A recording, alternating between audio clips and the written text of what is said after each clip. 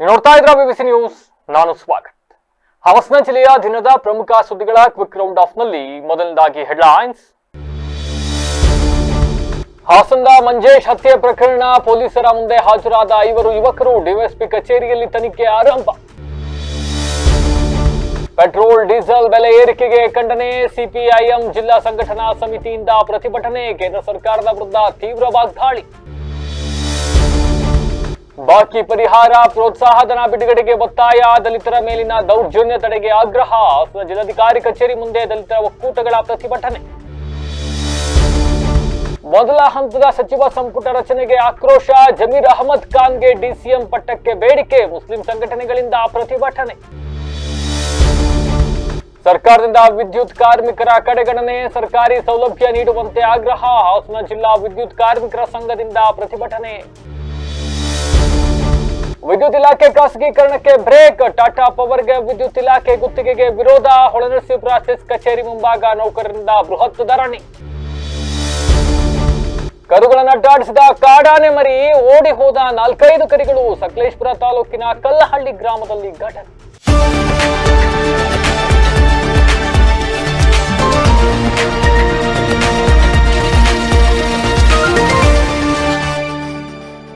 ವಾರ್ತೆಗಳ ವಿವರ. ಹಾಸನದಲ್ಲಿ ಮೊನ್ನೆ ಕುಖ್ಯಾತ ರೌಡಿ ಶೀಟರ್ ಅಬಲಹಳ್ಳಿ ಮಂಜೇಶ್ ಹತ್ಯೆ ಪ್ರಕರಣಕ್ಕೆ ಸಂಬಂಧಿಸಿದಂತೆ ತಮ್ಮ ಹೆಸರು ಕೇಳಿ ಬರ್ತಾ ಇರತಕ್ಕಂತ ಹಿನ್ನೆಲೆಯಲ್ಲಿ 5 ಯುವಕರು ಹಾಸನದ ಡಿವೈಎಸ್ಪಿ ಕಚೇರಿಗೆ ಹಾಜರಾಗಿ ತಮ್ಮ ಹೇಳಿಕೆಯನ್ನು ದಾಖಲಿಸಿದ್ದಾರೆ. ಬೆಂಗಳೂರು ಮೂಲದ 4 ಹಾಗೂ ತುಮಕೂರು ಮೂಲದ ಓರ್ವ ಯುವಕ ಸೇರಿ ಒಟ್ಟು 5 ಜನ ವಕೀಲರ ಮೂಲಕ ಡಿವೈಎಸ್ಪಿ ಕಚೇರಿಗೆ ಆಗಮಿಸಿದ್ದು ತಾವು ಹತ್ಯೆ ಪ್ರಕರಣದ ಆರೋಪಿಗಳಲ್ಲ ಅಂತ ಸ್ಪಷ್ಟಪಡಿಸಿದ್ದಾರೆ. ಕೊಲೆ ಪ್ರಕರಣದಲ್ಲಿ ನಮ್ಮನ್ನ ಹುಡುಕುತ್ತಿದ್ದಾರೆ ಎಂಬ ಮಾಹಿತಿ ದೊರೆತ ಹಿನ್ನೆಲೆಯಲ್ಲಿ ಪೊಲೀಸರು ತಮ್ಮ ಮನೆಗಳಿಗೆ ಬಂದಿರತಕ್ಕಂಥದ್ದು. ಈ ಹಿನ್ನೆಲೆಯಲ್ಲಿ ನಾವೇ ಠಾಣೆಗೆ ಬಂದು ಹಾಜರಾಗಿದ್ದೀವಿ. ಹತ್ಯೆ ನಡೆದ ದಿನ ನಾವು ಬೆಂಗಳೂರಿನಲ್ಲಿದ್ದು ಸ್ನೇಹಿತರೊಂದಿಗೆ ಕಾರವಾರ ಪ್ರವಾಸದಲ್ಲಿದ್ವಿ. ವಿನಾಕಾರಣ ನಮ್ಮ ಹೆಸರು ಕೇಳಿ ಬರ್ತಾ ಇರತಕ್ಕಂತ ಹಿನ್ನೆಲೆಯಲ್ಲಿ ನಾವೇ ಪೊಲೀಸರ ಎದುರು ಹಾಜರಾಗಿದ್ದೀವಿ ಅಂತ ಯುವಕರು ತಿಳಿಸಿದ್ದಾರೆ. ಇನ್ನು ಸಾಯಿನಾಥ್, ನಿಂಗರಾಜ್, ಶಶಿ, ಭರತ್ ಸೇರಿದಂತೆ 5 ಯುವಕರು ಮಾರುತಿ ಶಿಫ್ಟ್ ಕಾರ್ನಲ್ಲಿ ಹಾಸನದ ಡಿವೈಎಸ್ಪಿ ಕಚೇರಿಗೆ ಆಗಮಿಸಿದ್ದಾರೆ. ಇವರನ್ನ ಡಿವೈಎಸ್ಪಿ ಗಂಗಾಧರಪ್ಪ ನೇತೃತ್ವದಲ್ಲಿ ತೀವ್ರ ವಿಚಾರಣೆಗೆ ಒಳಪಡಿಸಲಾಗಿದೆ ಅಂತಕ್ಕಂಥ ಮಾಹಿತಿ ಲಭ್ಯವಾಗಿರ್ತಕ್ಕಂಥದ್ದು. ಇನ್ನು ಇದೇ ವೇಳೆ ಪ್ರಕರಣಕ್ಕೆ ಸಂಬಂಧಿಸಿದಂತೆ ಇವತ್ತು ಮುಂಜಾನೆ 5 ಶಂಕಿತ ಆರೋಪಿಗಳನ್ನು ಕೂಡ ಹಾಸನದ ಪೊಲೀಸರು ವಶಕ್ಕೆ ಪಡೆದು ವಿಚಾರಣೆಯನ್ನು ನಡೆಸ್ತಾ ಇದ್ದಾರೆ ಅಂತಕ್ಕಂಥ ಮಾಹಿತಿ. ಪ್ರಕರಣದಲ್ಲಿ ಭಾಗಿಯಾಗಿರ್ತಕ್ಕಂಥ ಉಳಿದ ಆರೋಪಿಗಳ ಪತ್ತೆಗೆ ವಿಶೇಷ ಪೊಲೀಸ್ ತಂಡವನ್ನ ರಚನೆ ಮಾಡಲಾಗಿದೆ. ಅವರು ಶೋಧ ಕಾರ್ಯ ನಡೆಸ್ತಾ ಇದ್ದಾರೆ. ಜೂನ್ 7ನೇ ತಾರೀಕು ರಾತ್ರಿ ಹಾಸನದ ಜಿಲ್ಲಾ ನ್ಯಾಯಾಲಯದ ಎದುರು ನಡೆದಿದ್ದ ಈ ಘಟನೆಯಲ್ಲಿ ಕುಖ್ಯಾತ ರೌಡಿ ಶೀಟರ್ ಅಬಲಹಳ್ಳಿ ಮಂಜೇಶ್ ಅಂತಕ್ಕಂಥವನ್ನ ದುಷ್ಕರ್ಮಿಗಳು ಮಾರಕಾಸ್ತ್ರಗಳಿಂದ ಹಲ್ಲೆ ನಡೆಸಿ ಬರ್ಬರವಾಗಿ ಹತ್ಯೆಗೈದಿದ್ರು. ಇನ್ನು ಈ ಸಂಬಂಧ ಹಾಸನದ ಬಡಾವಣಾ ಪೊಲೀಸ್ ಠಾಣೆಯಲ್ಲಿ ಪ್ರಕರಣ ದಾಖಲಾಗಿದ್ದು ತನಿಖೆ ಮುಂದುವರೆದಿದೆ. ಪೊಲೀಸರ ಮುಂದೆ ಹಾಜರಾದ 5 ಯುವಕರ ಪಾತ್ರದ ಬಗ್ಗೆ ಇದೀಗ ತನಿಖಾ ಬಳಿಕವಷ್ಟೇ ಸ್ಪಷ್ಟ ಚಿತ್ರಣ ಹೊರಬರಬೇಕಾಗತ್ತೆ.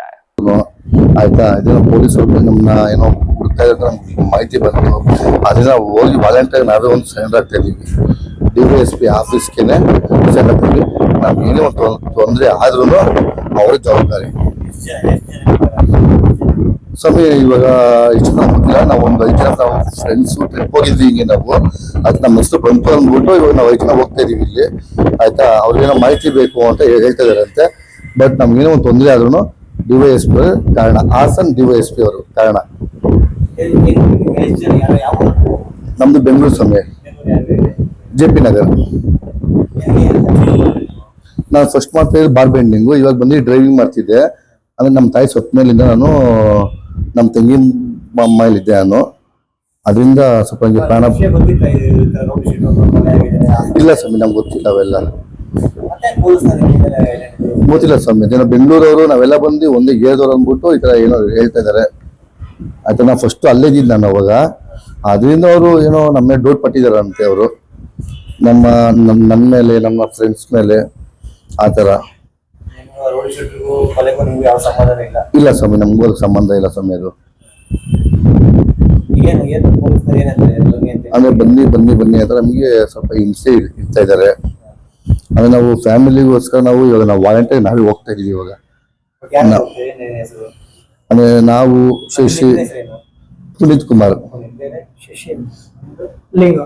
ಲಿಂಗ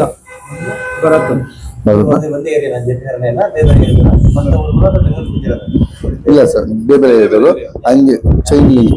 ಅದೇ ಸರ್, ಹಂಗೆ ಇನ್ಸ್ಟಾಗ್ರಾಮ್ ಅಲ್ಲಿ ಪರಿಚಯ, ನಾವು ಫೇಸ್ಬುಕ್ಕಲ್ಲಿ ಫ್ರೆಂಡ್ಸ್ಗಳು ನಾವು ಹಿಂಗೆ ಒಂದು ಟ್ರಿಪ್ ಹೋಗಿದ್ವಿ, ನಾವು ಹಿಂಗೆ ಬರ್ತಿದ್ವಿ ಅಷ್ಟೇ ಸರ್. ಆಮೇಲೆ ಇನ್ನೊಬ್ಬ ಅವನೇ ನಮ್ಮ ತಮ್ಮ, ಅವನೊಂಥರ ಅವನು. ನಾವು ಇಲ್ಲಿ 5 ಜನ. ಪೆಟ್ರೋಲ್, ಡೀಸೆಲ್, ಅಡಿಗೆ ಅನಿಲ ಮತ್ತೆ ಅಗತ್ಯ ವಸ್ತುಗಳ ಬೆಲೆ ಏರಿಕೆಯನ್ನ ಖಂಡಿಸಿ ಸಿಪಿಐಎಂ ಜಿಲ್ಲಾ ಸಂಘಟನಾ ಸಮಿತಿ ವತಿಯಿಂದ ಪ್ರತಿಭಟನೆಯನ್ನ ಹಮ್ಮಿಕೊಳ್ಳಲಾಗಿತ್ತು.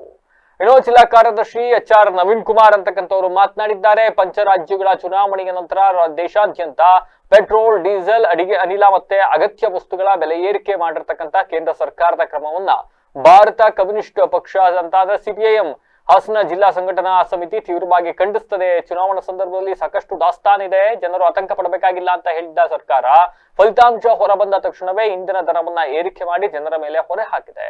ಇದಕ್ಕಿಂತ ದೊಡ್ಡ ಜನವಿರೋಧಿ ನಡೆ ಮತ್ತೊಂದಿಲ್ಲ. ಬೆಲೆ ಏರಿಕೆಯಿಂದ ಈಗಾಗಲೇ ಸಂಕಷ್ಟದಲ್ಲಿರ್ತಕ್ಕಂತಹ ಜನರ ಬೆನ್ನು ಮುರಿಯುವ ಕೆಲಸವನ್ನ ಇದೀಗ ಮೋದಿ ಸರ್ಕಾರ ಮಾಡ್ತಾ ಇದೆ ಅಂತಕ್ಕಂಥ ಅಸಮಾಧಾನವನ್ನ ಹೊರಹಾಕಿದ್ದಾರೆ.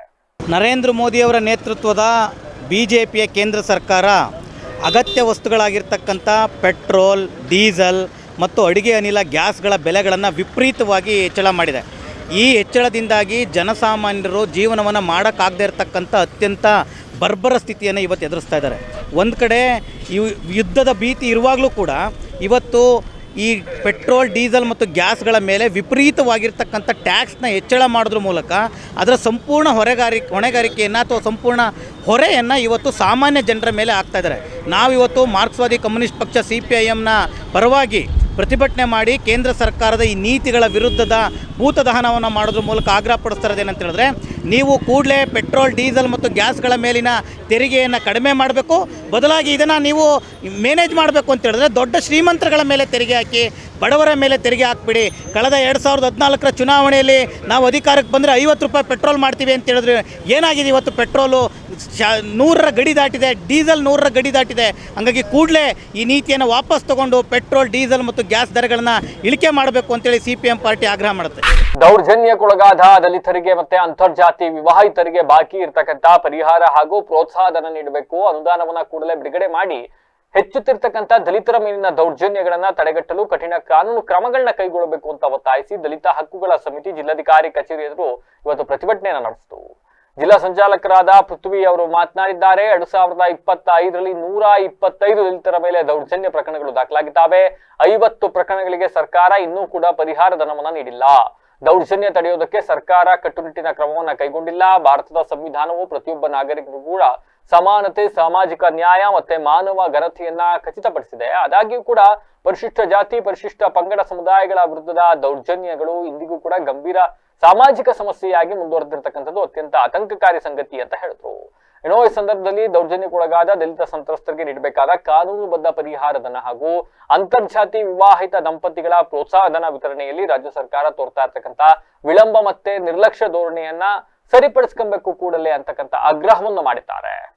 ಇವತ್ತು ದಲಿತ ಹಕ್ಕುಗಳ ಸಮಿತಿ ನೇತೃತ್ವದಲ್ಲಿ ಜಿಲ್ಲಾಧಿಕಾರಿಗಳ ಕಚೇರಿ ಎದುರು ಪ್ರತಿಭಟನೆ ಮಾಡ್ತಾ ಇರತಕ್ಕಂಥ ಉದ್ದೇಶ 2025ನೇ ಇಸ್ವಿನಲ್ಲಿ ಸುಮಾರು 125 ದಲಿತರ ಮೇಲಿನ ದೌರ್ಜನ್ಯ ಪ್ರಕರಣಗಳು, ಅದರಲ್ಲಿ ಕೊಲೆನೂ ಕೂಡ ಇದೆ, ಅತ್ಯಾಚಾರದ ಪ್ರಕರಣಗಳು ಕೂಡ ಇದ್ದಾವೆ.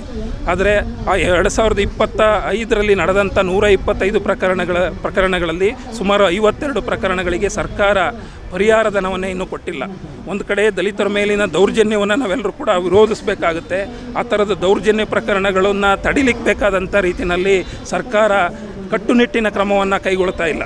ಮತ್ತು ಸರ್ಕಾರ ಕೊಡ್ತಕ್ಕಂಥ ಪರಿಹಾರಧನ ಕೊಡದೇ ಇರತಕ್ಕಂಥದ್ದು ದೌರ್ಜನ್ಯಕ್ಕೊಳಗಾದಂಥ ದಲಿತ ಸಮುದಾಯದ ಮೇಲೆ ಮತ್ತೊಂದು ಅಟ್ರಾಸಿಟಿಯನ್ನು ಸರ್ಕಾರದಿಂದಲೇ ಮಾಡಿದಂತಾಗ್ತಾ ಇದೆ. ಹಾಗಾಗಿ ಇದನ್ನು ಖಂಡಿಸಿ ಅವರಿಗೆ ಕೂಡಲೇ ಪರಿಹಾರಧನವನ್ನು ಬಿಡುಗಡೆ ಮಾಡಬೇಕು ಅಂತೇಳಿ ಒತ್ತಾಯ ಮಾಡ್ತೇವೆ. ಅದ್ರ ಜೊತೆಗೆ ಇನ್ನೊಂದು ಭಾಳ ಮುಖ್ಯವಾದ ವಿಷಯ ಏನಂದರೆ, ಸುಮಾರು 2024ನೇ ಇಸ್ವಿಯಿಂದ ಇಲ್ಲಿವರೆಗೆ 428 ಅಂತರ್ಜಾತಿ ವಿವಾಹಿತರು ಸರ್ಕಾರಕ್ಕೆ ಅರ್ಜಿ ಹಾಕೊಂಡಿದ್ದಾರೆ ನಮಗೆ ಪ್ರೋತ್ಸಾಹಧನ ಕೊಡಬೇಕು ಅಂತೇಳಿ. ಅದರಲ್ಲಿ 2.5 ಲಕ್ಷದಿಂದ 3 ಲಕ್ಷದವರೆಗೂ ಕೂಡ ಒಂದು ದಂಪತಿಗಳಿಗೆ ಪರಿಹಾರವನ್ನು ಕೊಡ್ತಾರೆ.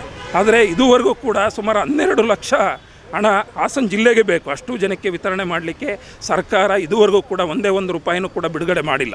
ಇದು ಅಂತರ್ಜಾತಿ ವಿವಾಹಿತರನ್ನ ಪ್ರೋತ್ಸಾಹ ಮಾಡೋ ಬದಲಾಗಿ ಇವತ್ತು ಜಾತಿ ವ್ಯವಸ್ಥೆಯನ್ನು ಗಟ್ಟಿಗೊಳಿಸೋ ನಿಟ್ಟಿನಲ್ಲಿ ಸರ್ಕಾರದ ಈ ನೀತಿ ಏನಿದೆ ಇದನ್ನು ತೀವ್ರತರವಾಗಿ ನಾವು ಖಂಡಿಸ್ತೇವೆ. ಅಂತರ್ಜಾತಿ ವಿವಾಹಿತರನ್ನ ಪ್ರೋತ್ಸಾಹ ಮಾಡಬೇಕು.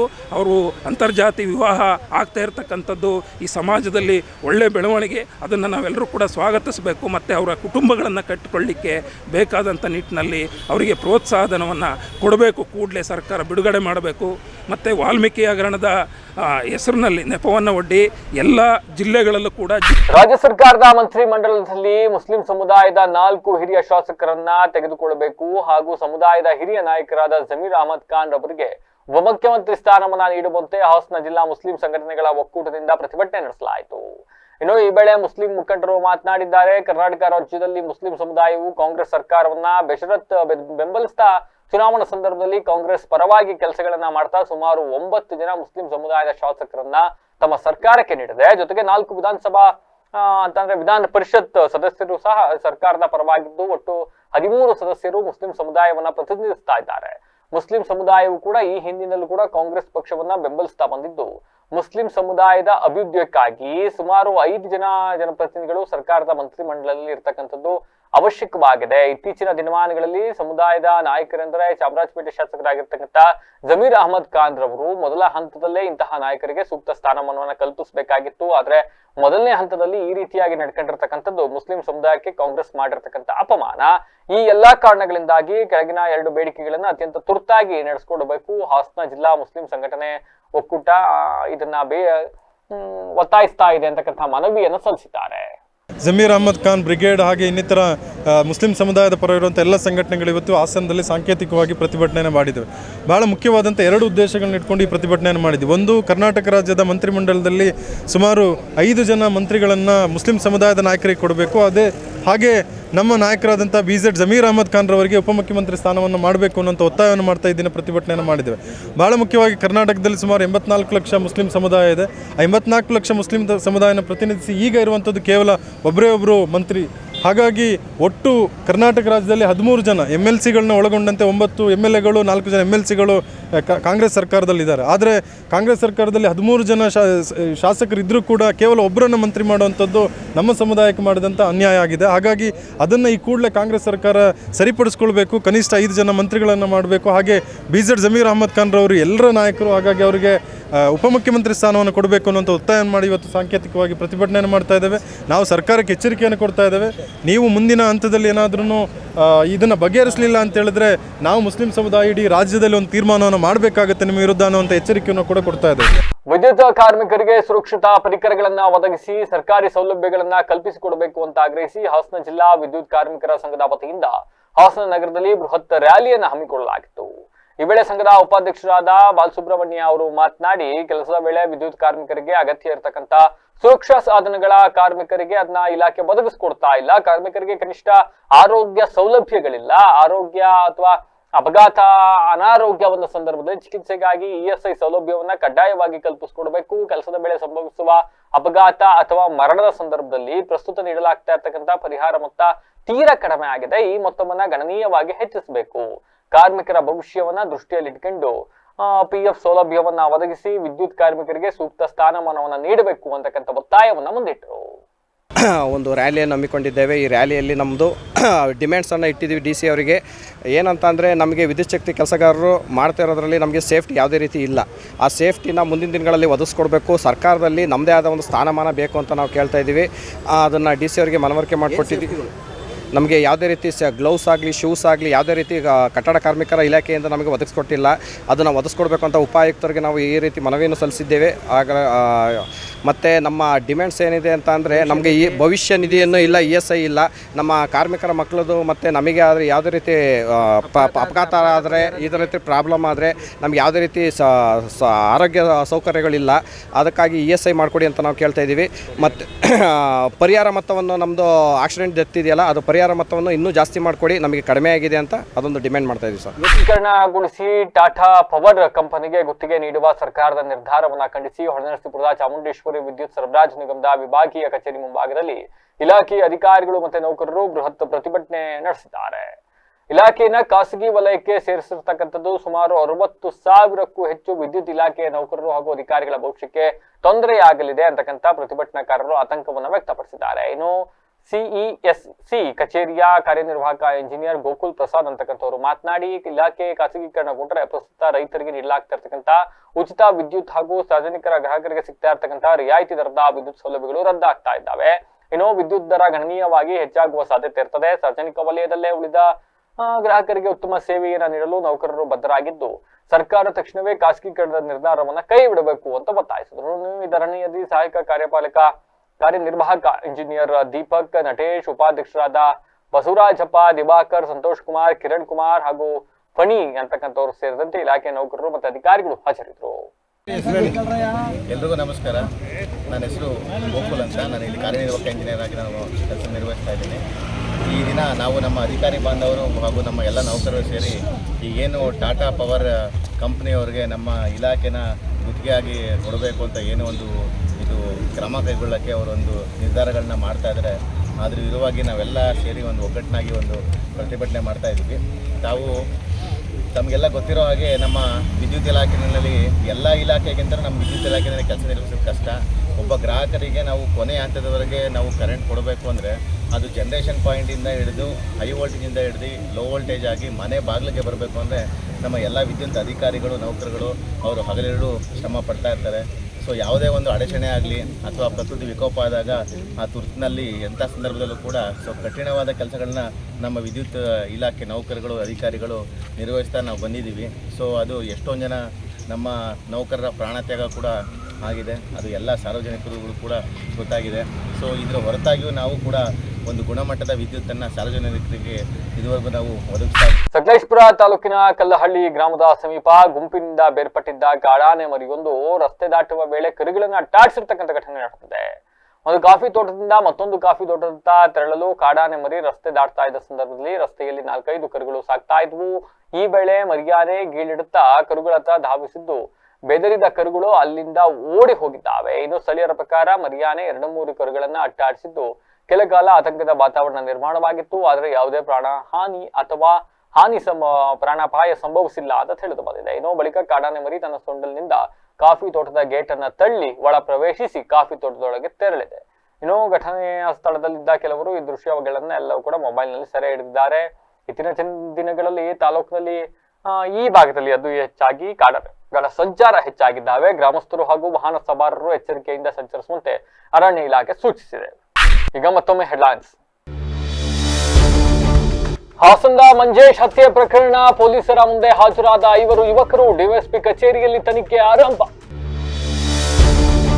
ಪೆಟ್ರೋಲ್ ಡೀಸೆಲ್ ಬೆಲೆ ಏರಿಕೆಗೆ ಖಂಡನೆ, ಸಿಪಿಐಎಂ ಜಿಲ್ಲಾ ಸಂಘಟನಾ ಸಮಿತಿಯಿಂದ ಪ್ರತಿಭಟನೆ, ಕೇಂದ್ರ ಸರ್ಕಾರದ ವಿರುದ್ಧ ತೀವ್ರ ವಾಗ್ದಾಳಿ. ಬಾಕಿ ಪರಿಹಾರ, ಪ್ರೋತ್ಸಾಹಧನ ಬಿಡುಗಡೆಗೆ ಒತ್ತಾಯ, ದಲಿತರ ಮೇಲಿನ ದೌರ್ಜನ್ಯ ತಡೆಗೆ ಆಗ್ರಹ, ಹಾಸನ ಜಿಲ್ಲಾಧಿಕಾರಿ ಕಚೇರಿ ಮುಂದೆ ದಲಿತರ ಒಕ್ಕೂಟಗಳ ಪ್ರತಿಭಟನೆ. ಮೊದಲ ಹಂತದ ಸಚಿವ ಸಂಪುಟ ರಚನೆಗೆ ಆಕ್ರೋಶ, ಜಮೀರ್ ಅಹಮದ್ ಖಾನ್ಗೆ ಡಿಸಿಎಂ ಪಟ್ಟಕ್ಕೆ ಬೇಡಿಕೆ, ಮುಸ್ಲಿಂ ಸಂಘಟನೆಗಳಿಂದ ಪ್ರತಿಭಟನೆ.